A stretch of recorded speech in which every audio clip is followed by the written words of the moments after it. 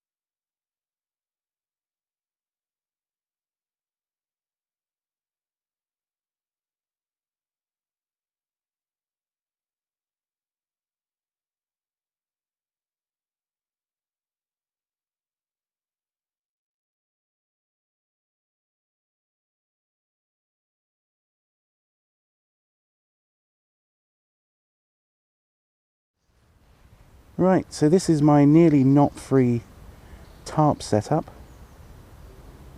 I go in there, and this is one of the tarp clips. The thing about this tarp, although it was very cheap, it was about $6.99, and it is waterproof and very lightweight, the actual loops were very bad, and that inspired me to build some of these. It's a 3-point thing. Look at there. It's got like this toggle and a slider and then like a peg grip. So the gripping surface is over 1 inch, so that should spread the load and prevent the tarp from tearing, and that goes all the way down to an easily 3D printable tent peg and the tension tighteners from the episode 0 prologue, and they're just flat bits of plastic printed horizontally, so they're very strong, but it means that you've got no knots to undo, nothing to faff about with when you come to pack down. And that's the same setup on all 4. Got the same at the back here, tarp clip, which prints in 3 bits, all the way down to the tent peg. There we go, the tent peg with the tightener there. So yeah.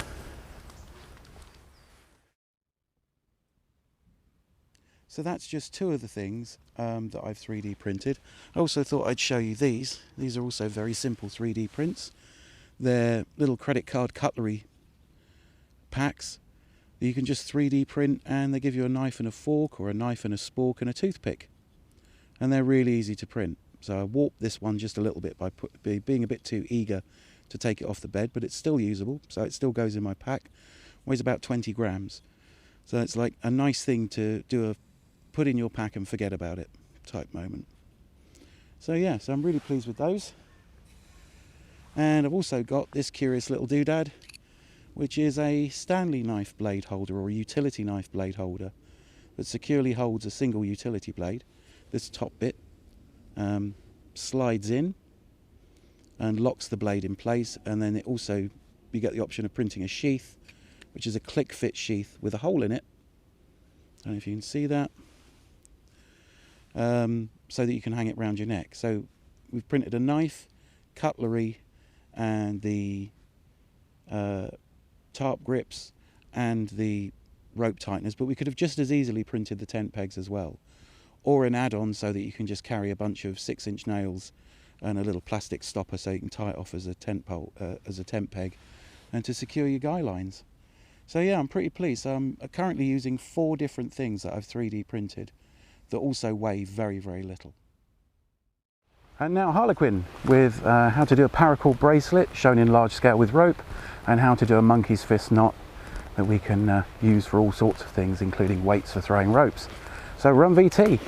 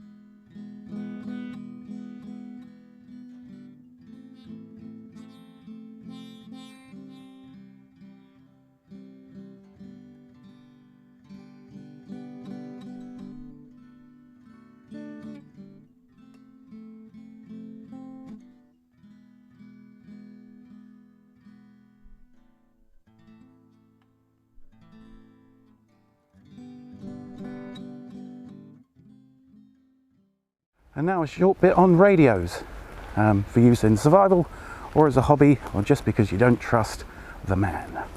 Run VT.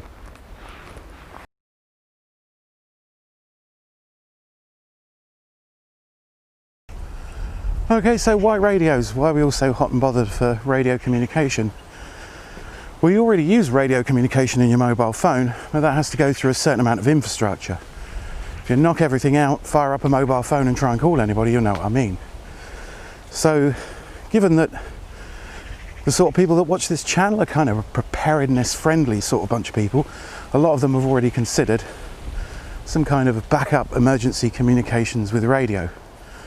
And I urge you to go and check out the 1975 TV series Survivors, and you look at the level of technology they were forced to put up with, and you realise that they could have really done with radios in just about every episode. I mean, it wouldn't have been very dramatic. That's why they haven't got competent people, doing that TV series. That's why you don't have competent people do survival TV series in general, because it wouldn't be good television. Competent people just get on with it. We explain to them what we're down to, what our resources are, and they just get on with it. So yeah, radio's a good thing. If you've sent a bunch of people off to do a thing and they're in trouble, or they want some extra advice, or they find something unusual and want to know what to prioritize, a radio will be a real good thing. I mean, that's just my personal philosophy. Some people are just into it for the technical challenge of it. But yeah, so there's various ways you can get into it. The cheapest way to get familiar with long-range HF and short-range line-of-sight radios, HF being high frequency, then is probably an online SDR, or web-capable, software-defined radio. So there's some very cool people all around the world. About 183 of them have decided to set up a radio array and allow people on the internet to use it. So there'll be a link down below. That's essentially free, because if you're watching this, I'm assuming you've got a mobile phone with internet capability or a laptop. And on both of those, you can have a listen into various frequencies, which is very, very cool. So you can get into amateur radio usage for free. The next way is probably something along the lines of your own software-defined radio receiver, and you can start playing with that from about 30 quid or $40, $60 Australian, and get yourself a software-defined radio dongle, or a DVTB dongle, which is the cheapest kind, and just get started. Oh, and you'd also need a good antenna. My antenna of preference is the mini whip, which will cost you about 20 quid, $30 or $40 Australian. They're very, very good. And they'll pick up pretty much anything. So your antenna's all taken care of, because in the gigahertz ranges and all that sort of thing, they're short wavelengths and they'll go through houses and stuff. The third way is actually to use ham radios, and the cheapest ham radios really of any useful wattage are probably Baofeng UV 5R or 5R variants. And they look just like walkie-talkies. They're the ones that I carry around with me all the time, and they cost about 20 quid. You do the maths. So yeah, up from that, a full software-defined radio, which I don't yet have. And if you've already got a DVB-T stick, like a USB TV stick, they're very, very cheap. You can plug one of those into the mini whip. But if you get a proper SDR, and those will cost you anywhere between 60 quid and 100 quid, that will plug into your laptop, plug into the mini whip, and you'll have all sorts of access receiver-wise to the electromagnetic spectrum. So yeah, and then you've got the big boys, but they needn't be tremendously expensive.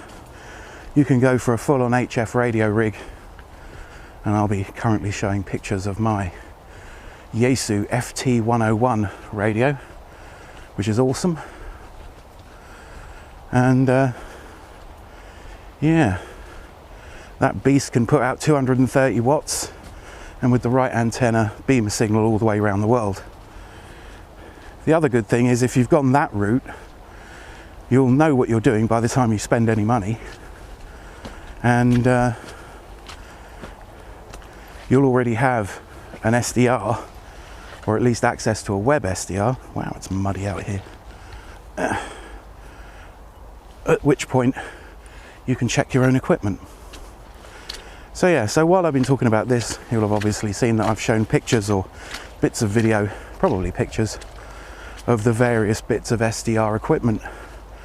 And over the course of this series, we'll be talking about it. Now, the more astute of you out there are thinking, what about licenses, V? And that's cool, you know, I'm okay with that. I joined a amateur radio club about 7 years ago for the express purpose of getting my basic license and having a chat with them. But to be honest, personally, I'm not all that interested in using or being part of an amateur radio group, purely because I'm one of those people that's not that interested in all the finite technical details outside of getting it to work. I'm more interested in using it as a tool. So yeah, so I didn't really progress further in my learning officially. In the UK we have the Radio Society of Great Britain, or the RSGB, and they're the testing authority on behalf of the Office of Communications, Ofcom. So I've got my basic license, which allows me to use all bands and proves that I'm not an idiot. And you know, that's a big thing with amateur radio. Do not broadcast spurious signals. Don't be annoying, because they will endeavour to find you, and if they find you and you've already got a license, they'll take that off you. And given that I've got both a commercial radio broadcaster's license and a foundation license, that would be 2 licenses to lose. But in the event of an emergency, all bets are off. So yeah, so that's my brief overview of radio. Hopefully that's shed some light on it. There'll be another one next week when I go into the more peculiar details. So yeah, radios, they're cool.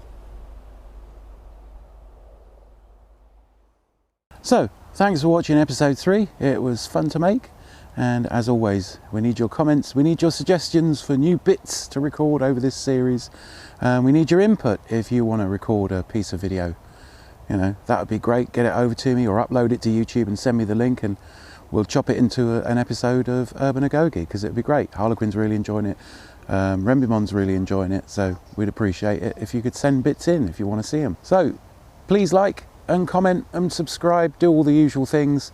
It really helps the YouTube algorithm, and it helps the channel get out to people that haven't seen it before. It'd be much appreciated. There's a list of total heroes at the end of this episode, as there is every episode, so thanks very much. So thanks for watching. Do take care.